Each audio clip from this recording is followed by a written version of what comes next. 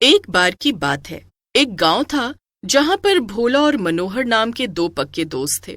पूरा गांव उनकी दोस्ती की मिसालें दिया करता था।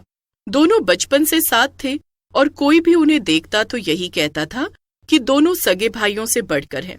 अक्सर मनोहर गड़बड़ किया करता था और भोला उसकी गलतियों को सुधारने में मदद करता था। एक दिन मनोहर भागता हुआ भोला के पास आया। अरे अरे, क्या हुआ मनोहर भाई? तुम इतनी तेजी से क्यों भाग रहे हो? क्या तुम्हारे खेत में फिर से सांड घुस आया है?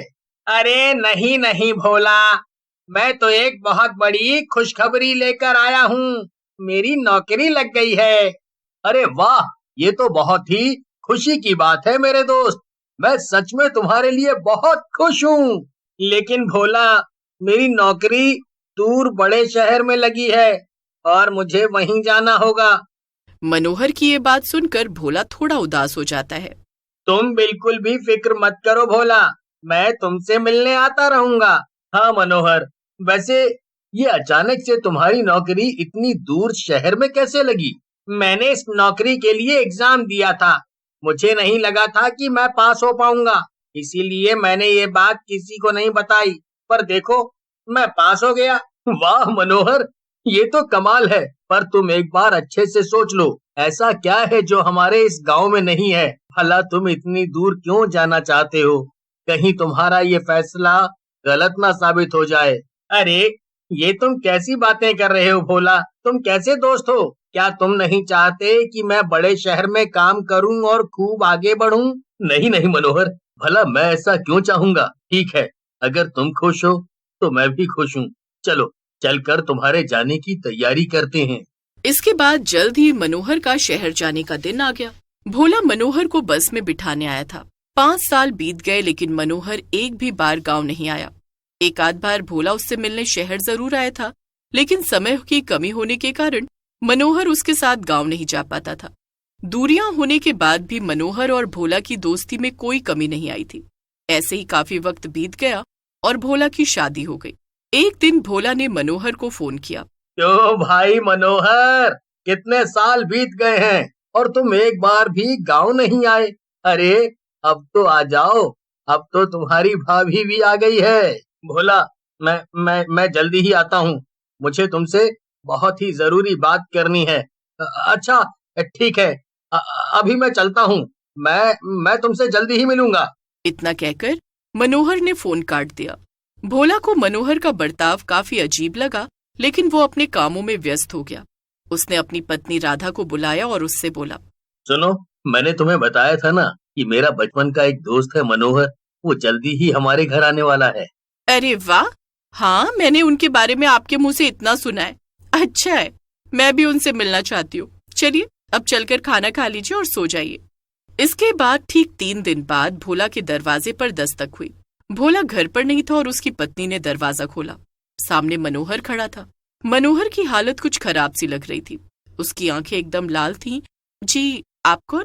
मैं मनोहर, मैं भोला के बचपन का दोस्त हूँ।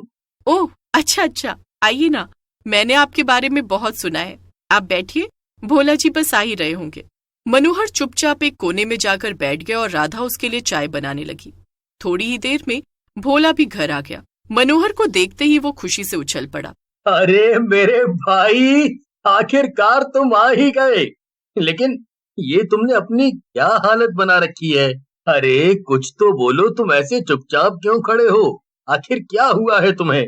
और तुम उस दिन फोन पर इतने डरे हुए क्यों थे? भोला सवाल पर सवाल करता जा रहा था, लेकिन मनोहर अभी भी चुप था। तभी मनोहर ने अपना रूप बदल लिया और वो एक डरावने भूत में बदल गया। उसे देखकर राधा और भोला बहुत तेज डर गए। ये क्या है जी? ये आपका दोस्त तो एक भूत है, भूत! अरे अब क्या होगा? ये तो हम दोनों को मार डालेगा। अरे रे रे रे, चुप हो जाओ राधा, मुझे जरा उससे बात तो करने दो। मनोहर, ये सब क्या हो रहा है? ये तुम्हें क्या हो गया है? हाँ मेरे दोस्त, मैं मर चुका हूँ और एक भूत बन गया हूँ। लेकिन ये सब हुआ कैसे? मुझे सब कुछ। ये 3 दिन पहले की बात है भोला। मैं अपना काम खत्म करके ऑफिस से घर जाने के लिए निकल रहा था। उस समय ऑफिस में कोई भी नहीं था कि तभी अचानक से मेरे बॉस की बेटी पूजा मेरे सामने आकर खड़ी हो गई। हाँ पूजा जी, सारा काम हो गया, अब बस घर के लिए निकल रहा हूँ। पर आप यहाँ, क्या बात है? मनोहर, मैं तुमसे कुछ कहना चाहती हूँ। दरअसल जब से मैंने तुम्हें देखा है मुझे तुमसे प्यार हो गया है और मैं तुमसे शादी करना चाहती हूँ। पूजा की बात सुनकर मनोहर हैरान हो गया और कुछ भी नहीं बोला। मनोहर, मैं कब से तुम्हें ऑफिस में देखती आ रही हूँ। कई बार सोचा कि तुम्हें बता दूं लेकिन हिम्मत ही नहीं हुई। आज बड़ी हिम्मत करके तुम्हें बता रही हूँ। ये तुम क्या कह रही हो पूजा? मेरी शादी किसी और से तय है और मैं उससे बहुत प्यार करता हूँ। मैं कभी भी तुमसे शादी नहीं कर सकता। क्या तुमने मुझे मना किया? पूजा को? इतनी हिम्मत? तुम जानते नहीं हो क्या कि मैं कौन हूँ? मैं तुम्हारे बॉस की बेटी हूँ। मुझे मना करके तुम अपनी नौकरी को खतरे में डाल रहे हो। हाँ, मुझे बहुत अच्छे से पता है कि तुम कौन हो, लेकिन मैं बस तुम्हें सच बता रहा हूँ। इतना कहकर मनोहर घर चला जाता है। उस दिन वो भोला को डर के मारे फोन कर देता है। मनोहर ने पूजा को मना तो कर दिया था, पर उसे इस बात से बहुत डर लग रहा था कि कहीं बात उसकी नौकरी पर ना आ जाए। अगले दिन मनोहर सीधा अपने बॉस के पास जाता है और पूजा भी वहीं थी। सर, आप प्लीज पूजा को समझाइए कि मैं इससे शादी नहीं कर सकता हूँ। मनोहर, मैंने आज तक अपनी बेटी को किसी भी चीज के लिए मना नहीं किया है और तुमने उसका इतना अपमान किया। पूजा बेटी, तुम इससे अपने अपमान का बदला ले लो और इसे सबक सिखाओ। पूजा को अपना ये अपमान बर्दाश्त नहीं होता है और वो गुस्से में पास रखा टेबल लैंप उठाती है और मनोहर के सर पर मार देती है। मनोहर वहीं गिर जाता है और चोट गहरी होने के कारण मनोहर की जान चली जाती है। इसके बाद पूजा और उसके पापा मनोहर की बॉडी को उठाकर जला देते हैं। और इस तरह पूजा और उसके पापा ने मेरी जान ले ली। क्या? ये तो तेरे साथ बहुत ही बुरा हुआ मेरे भाई। पर उस पूजा का क्या हुआ? वो अभी आजाद घूम रही है।